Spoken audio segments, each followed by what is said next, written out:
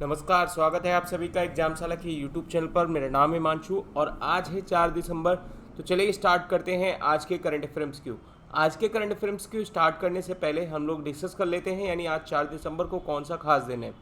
तो 4 दिसंबर को मनाया जाता है हर साल इंडियन नेवी डे। जी हाँ, इंडियन नेवी डे इस दिन मनाया जाता है कि भारतीय नौसेना की जो अचीवमेंट है, उनकी डिफ़िकल्टीज़ हैं और जो इंडियन नेवी में जो ऑफिसर्स लोग फेस करते हैं उनके बारे में लोगों को बताना। इसलिए यहाँ पर आप देखोगे कि हर साल इंडियन नेवी डे 4 दिसंबर को मनाया जाता है। काफ़ी सिंपल है, आपको याद रहेगा।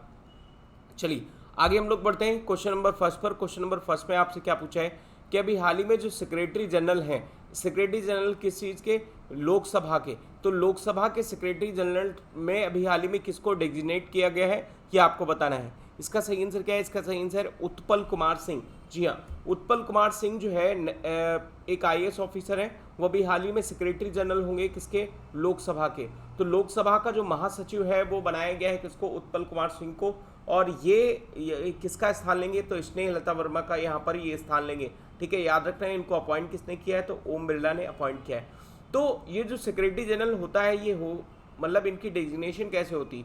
तो एक सेक्रेटरीट होता है लोकसभा का, एक सेक्रेटरीट होता है यानी सचिवालय होता है, और उस सचिवालय का जो एक मतलब हेड ऑफिसर होता है वो हमारा सेक्रेटरी जनरल ऑफ लोकसभा होता है। ठीक है, ऐसे ही हमारे राज्यसभा का सेक्रेटरीट होता है, सचिवालय होता है, और वहाँ का जो भी सेक्रेटरी जनरल होगा उसका वो मेन हेड होगा। ठीक है, तो ये चीज़ याद रखना है आपको। आगे बात करते हैं क्वेश्चन नंबर सेकंड पर। क्वेश्चन नंबर सेकंड में आपसे क्या पूछा है कि अभी हाल ही में कितने मेंबर्स की कमेटी बनाई गई है सेंट्रल गवर्नमेंट के द्वारा? ये क्या करेगी? ओवरसीज करेगी construction of new parliament building. तो नई पार्लियामेंट बिल्डिंग के लिए भी हाल ही में कमेटी बनाएगी। कितने मेंबर्स की कमेटी बनाएगी ये आपको बताना है। तो इसका सही आंसर है क्या? 5 मेंबर्स की अभी हाल ही में एक कमेटी बनाई गई है, और उसमें आप देखोगे कि ये 5 मेंबर की कमेटी जिसके अंतर्गत एससीपी और टाटा प्रोजेक्ट ये क्या करेंगे? ये इनको कॉन्ट्रैक्ट मिला है नई बिल्डिंग पार्लियामेंट की बिल्डिंग बनाने का और प्रेजेंटेशन देने का। तो इसलिए यहाँ पर ये देखोगे कि ये सब क्या करेंगे? रिप्रेजेंट करेंगे। अब यहाँ पर बात कर लेते हैं जो नई कंस्ट्रक्शन पार्लियामेंट की नई जो बिल्डिंग बनाई जा रही है उस प्रोजेक्ट का क्या नाम रखा गया है? तो याद रखना है आपका, उस प्रोजेक्ट का नाम रखा गया है सेंट्रल विस्टा प्रोजेक्ट। ठीक है, याद रखना है आपको सेंट्रल विस्टा प्रोजेक्ट। तो ये नई पार्लियामेंट की बिल्डिंग क्यों बनाई जा रही है? क्योंकि जो प्रेजेंट टाइम की पार्लियामेंट की बिल्डिंग है उसमें अब स्ट्रेंथ काफ़ी ज़्यादा होने की वजह से जगह काफ़ी कम हो रही है, तो इसलिए नई पार्लियामेंट की बिल्डिंग बनाई जा रही है। ठीक है, ये चीज़ याद रखना है आपको। आगे बात करते हैं क्वेश्चन नंबर थर्ड पर। क्वेश्चन नंबर थर्ड में आपसे पूछा है कि according to the world malaria report किस कंट्री में भी हाल ही में रिकॉर्डेड लार्जेस्ट रिडक्शन हुआ है मलेरिया के केस का? यानी मलेरिया के केस सबसे ज़्यादा यहाँ पर घटे हुए साउथ ईस्ट एशिया में। ठीक है, तो आप यहाँ पर देखोगे कि according to the World Health Organization India में सबसे ज़्यादा यहाँ पर जो मलेरिया के केसेस हैं वो काफ़ी ज़्यादा कम हुए हैं। ठीक है, तो इसमें केंद्र सरकार का यहाँ पर काफ़ी योगदान रहेगा, क्योंकि उन्होंने कहा है कि 2025 तक हम क्या करेंगे? मलेरिया को पूरी तरीके से एलिमिनेट कर देंगे। ठीक है, तो ये चीज़ याद रखना है कि मलेरिया के केसेस अब काफ़ी ज़्यादा कम होने की वजह से ये एक पॉजिटिव साइन है हेल्थ सेक्टर्स के लिए। ठीक है, ये चीज़ याद रखना है आपको। आगे बात करते हैं क्वेश्चन नंबर 4 पर। क्वेश्चन नंबर 4 में आपसे पूछा है कि पीयूष गोयल ने भी हाल ही में एक नया newly electrified Dighwara Bandikui railway station जो है यहाँ पर इनॉग्रेट किया है।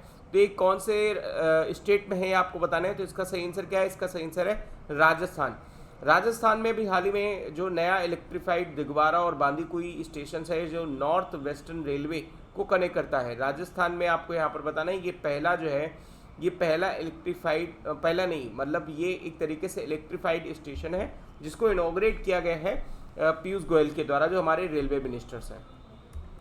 आगे बात करते हैं क्वेश्चन नंबर 5 पर। क्वेश्चन नंबर 5 में आपसे पूछा है कि अभी हाल ही में जो इसरो अपने रॉकेट में biggest cryogenic propellant tank use करता है उसको अभी हाल ही में किस कंपनी के द्वारा दिया जाएगा इसरो को?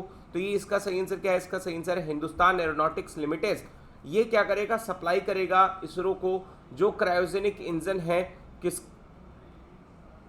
Cryogenic engine? ये जो प्रोपेलेंट टैंक्स में प्रोपेलेंट टैंक यूज होता है क्रायोजेनिक इंजन में, तो वो इंजन सप्लाई करेंगे हिंदुस्तान एरोनॉटिक्स लिमिटेड। किसको सप्लाई करेगा? इसरो को। ठीक है, तो काफ़ी अब यहाँ पर जो इंडियन कंपनियां हैं ठीक है, वो अब इसरो को नए नए इक्विपमेंट्स बनाएंगी, ताकि वो क्या होगा कि जो हमारा इंडियन स्पेस रिसर्च ऑर्गेनाइजेशन है यानी इसरो, वो काफ़ी बेहतर तरीके से काम कर पाएगा स्पेस सेक्टर्स में।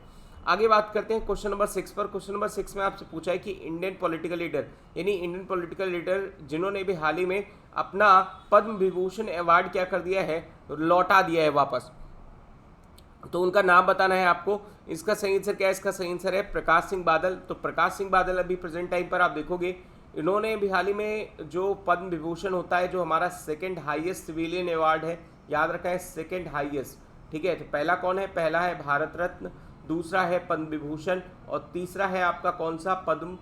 पद्म भूषण, ठीक है, याद रखना है, पद्म भूषण, विभूषण ही पद्म भूषण, और चौथा है पद्मश्री, ठीक है। तो पद्मश्री है, पद्म भूषण है, पद्म विभूषण है, और उसके बाद फिर भारत रत्न यहाँ पर सबसे पहले पोजीशन पर आता है। तो प्रकाश सिंह बादल जो अकाली दल के नेता हैं, उन्होंने कहा है कि जो इस समय फार्मर का प्रोटेस्ट चला है, ये फार्मर का प्रोटेस्ट जो है, इसको ध्यान में रखते हुए कहा है कि फार्मर्स पर काफ़ी ज़्यादा यहाँ पर क्रूसियल है, और गवर्नमेंट फार्मर पर ध्यान नहीं दे रही है, जिसको ध्यान में रखते हुए इन्होंने अपना जो पद्म विभूषण है वो लौटा दिया है। इन्हें पद्म विभूषण दिया गया था 2015 में, ठीक है, तो इन्होंने वापस कर दिया है।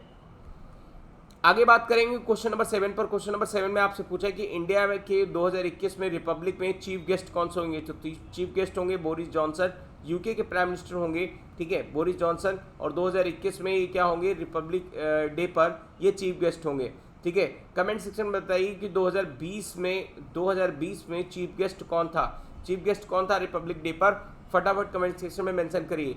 आगे बात करते हैं क्वेश्चन नंबर 8 पर। क्वेश्चन नंबर 8 में आपसे पूछा है कि इंडिया ने भी हाल ही में किस कंट्री के साथ टेक समिट जो है 7 दिसंबर को आयोजित कर रहा है? तो इसका सही आंसर क्या है? इसका सही आंसर है पुर्तगाल। पुर्तगाल के साथ अभी हाल ही में देखोगे कि जो हमारे यहाँ पर department of science and technology है, जो कि ministry of science and technology के अंतर्गत काम करता है, और साथ साथ में हमारा CII यानी कॉन्फेडरेशन ऑफ इंडियन इंडस्ट्रीज, ये 7 से 9 दिसंबर तक जो हमारे डॉक्टर हर्षवर्धन हैं, ये साइंस एंड टेक्नोलॉजी मिनिस्टर और health and family welfare ministers, ये क्या करेंगे? इस समिट का इनॉग्रेशन करेंगे, जो 7 दिसंबर से शुरू हो रही है, और इसमें पुर्तगाल की तरफ से जो हमारे हायर एजुकेशन मिनिस्टर हैं, ठीक है, मैनुअल हैटर, ये जुड़ेंगे और इस पर बात होगी। तो इंडिया काफ़ी ज़्यादा, आप देखोगे कि इंडिया काफ़ी ज़्यादा इन्वेस्टमेंट कर रहा है, कहाँ पर? पुर्तगाल में। इंडिया की बहुत सारी कंपनियां पुर्तगाल में इन्वेस्ट कर रही, तो उसको ध्यान में रखते हुए कि इंडिया और पुर्तगाल के बीच में जो रिलेशन है वो काफ़ी बेहतर बने रहे, इसको ध्यान में रखते हुए समिट्स आयोजित की जाएगी 7 दिसंबर को। आगे बात करते हैं क्वेश्चन नंबर 9 पर। क्वेश्चन नंबर 9 में आपसे पूछा है कि इंडिया ने भी हाल ही में किस कंट्री के साथ intellectual property examine and protection, अभी हाल ही में एक MOU साइन किया है इस क्षेत्र में, तो किस कंट्री के साथ साइन किया है आपको बताना है। तो इसका सही आंसर क्या है? US, यूनाइटेड स्टेट्स के साथ अभी हमने एक मेमोरेंडम ऑफ अंडरस्टैंडिंग साइन किया है, और ये किस क्षेत्र में होगा? इंटेलेक्चुअल ऑफ प्रॉपर्टी राइट्स के क्षेत्र में होगा, कि हम लोग जो इंटेलेक्चुअल ऑफ प्रॉपर्टी राइट्स हैं उनको किस तरीके से स्ट्रेंथ करें, उनको किस तरीके से सिक्योर करें, दोनों देश इस क्षेत्र में काम करेंगे, ठीक है। तो MOU इंडिया की तरफ से ये जो साइन किया गया है, उसमें department for promotion of industries and internal trade यानी DPIT के द्वारा, और यूनाइटेड स्टेट्स की तरफ से United states patent and trademark office के द्वारा यहाँ पर ये MOU साइन किया गया है, जो किस क्षेत्र में काम करेगा? याद रखना है आपको, इंटेलेक्चुअल प्रॉपर्टी राइट्स के क्षेत्र में काम करेगा। अब इंटेलेक्चुअल प्रॉपर्टी राइट जिनको नहीं समझ में आए कि ये क्या होता है, तो जैसे मान लो कोई भी पर्सन है वो रिसर्च करता है, तो रिसर्च करने के बाद वो क्या करता है कि हमारी रिसर्च को कोई दूसरा इस्तेमाल न कर पाए, इसलिए वो अपने आप को क्या कर लेता है, अपनी रिसर्च पर वो पेटेंट करा लेता है, ठीक है। तो इसी चीज को हम लोग क्या बोलते हैं? इंटेलेक्चुअल ऑफ प्रॉपर्टी राइट्स, ठीक है। आगे बात करते हैं क्वेश्चन नंबर 10 पर। क्वेश्चन नंबर 10 में आपसे पूछा कि किस स्टेट ने भी हाल ही में पास किया है बिल कि हम पूरी तरीके से जो ऑनलाइन गेम्स हैं उसको क्या कर देंगे? बैन कर देंगे। तो इसका सही आंसर क्या है? इसका सही आंसर है आंध्र प्रदेश। आंध्र प्रदेश सरकार ने अभी हाल ही में कहा है कि हम अपने यहाँ पर जो ऑनलाइन गेम्स हैं वो पूरी तरीके से बंद कर देंगे। तो आंध्र प्रदेश के जो मुख्यमंत्री हैं जगनमोहन रेड्डी, उन्होंने कहा है कि इसके पीछे मेन ऑब्जेक्टिव क्या है? मेन ऑब्जेक्टिव है मनी लॉन्ड्रिंग ना होना। मनी लॉन्ड्रिंग ना होना, स्टेट्स में मनी लॉन्ड्रिंग और फ्रॉड के केसेस बहुत ज़्यादा बढ़ गए, लोग पैसा कमाते हैं और सीधे ऑनलाइन गेमिंग में लगाते हैं, ठीक है। और इससे हमारे जो क्रिमिनल बिहेवियर है सोसाइटी में वो काफ़ी ज़्यादा बढ़ गया है, ठीक है। तो इसके केसेस बहुत ज़्यादा बढ़ गए, क्राइम्स, फ्रॉड, मनी लॉन्ड्रिंग के केसेस बढ़ गए, जिसको ध्यान में रखते हुए ये बिल पास किया गया है। और इसमें बताया गया है कि अगर कोई भी पर्सन इसमें लिप्त पाया गया तो 5,000 रुपये का जुर्माना और 1 साल की सजा, है ना। इसको और भी ज़्यादा बढ़ाया जा सकता है, यानी 10,000 रुपये का जुर्माना और 2 साल तक की सजा यहाँ पर दी जा सकती है इस केस में, ठीक है। तो आज के इस डिस्कशन में इतना ही। Thank you for watching. Video पसंद आया तो लाइक करिए, चैनल को सब्सक्राइब करिए, अपने दोस्तों के साथ शेयर करिए।